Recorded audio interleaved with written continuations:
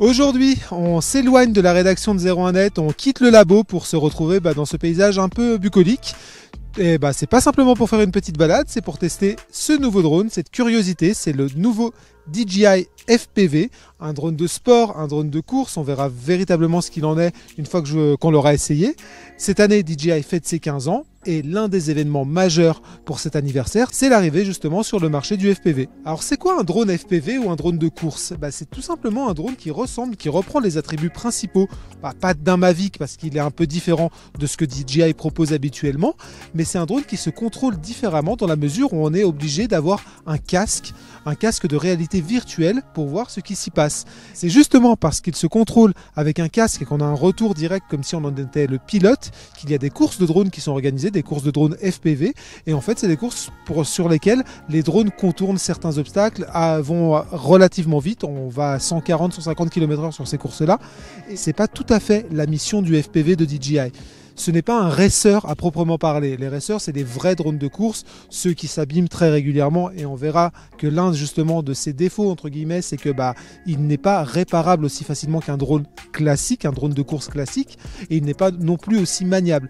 Mais c'est une approche du drone de course, c'est une nouvelle approche de la course, et c'est aussi une façon pour les débutants de tutoyer ce monde-là. En réalité, l'avantage majeur d'un nouveau drone comme celui-ci, c'est de pouvoir proposer de nouveaux plans et une nouvelle façon de filmer, une façon beaucoup plus dynamique typiquement.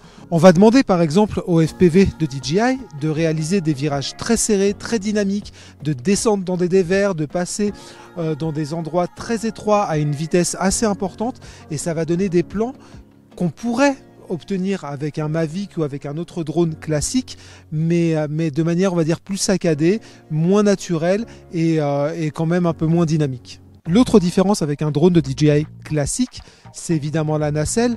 On a l'habitude de voir des nacelles stabilisées sur 3 axes. Ici, il n'y a plus que 2 axes et c'est normal puisque de toute façon, le virage, c'est le contrôleur qui le fait. En termes de vidéo, ses capacités, c'est simplement de filmer en 4K 60 images secondes, ce qui est quand même très très correct.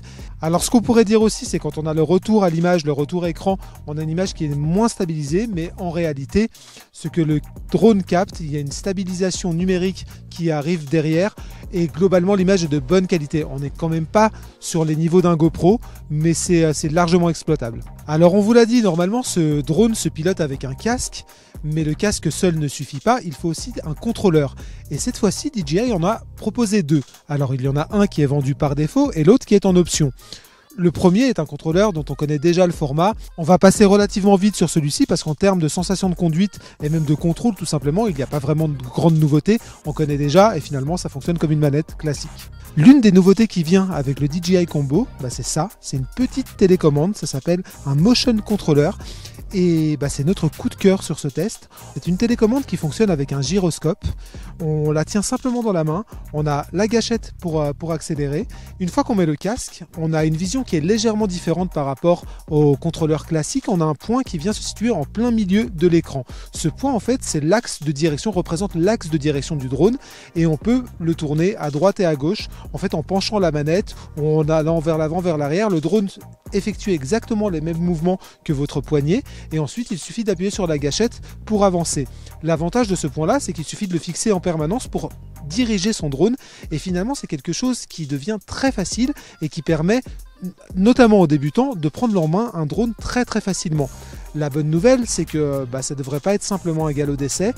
A priori, DJI devrait le fournir sur les autres drones et c'est plutôt bienvenu parce que on sait qu'un contrôleur classique c'est pas forcément facile à prendre en main, que ça demande de prendre ses habitudes, ça demande d'apprendre, l'apprentissage peut être long, et avec ce motion controller c'est beaucoup plus simple. Au final, qu'est-ce qu'on pense de ce DJI FPV? Tout d'abord, précisons que cette vidéo n'a pas valeur de test, on a eu le FPV quelques minutes en main, donc c'est plutôt des impressions, c'est plutôt un ressenti, et celui-ci il est plutôt bon, voire très bon, on s'est beaucoup amusé avec. Clairement, l'avantage principal du FPV de DJI, c'est qu'il offre une polyvalence qui est a priori inexistante sur le marché du drone. Alors bien sûr, on n'a pas exactement les sensations d'un drone de course, mais on peut déjà se faire beaucoup plaisir et on peut réaliser des images qui jusque-là étaient absolument impossibles avec un drone classique. Le drone est vendu 1349 € et c'est sans le motion controller pour lequel il faudra ajouter 150 €. Il faut savoir que le casque coûte environ 600 €, donc c'est pas complètement déconnant quand on voit les performances du drone de se dire qu'avec un casque on arrive à ce tarif-là. Le DJI FPV est déjà disponible en magasin, donc à 1349 €. Compte tenu de sa polyvalence, on peut déjà vous dire que c'est un drone qui est parfait pour les débutants, pour commencer en drone, pas forcément en mode FPV de course, mais au moins pour débuter avec. Mais c'est aussi et surtout un drone qui est parfait pour les amateurs qui ont déjà un drone et qui veulent aller encore plus loin.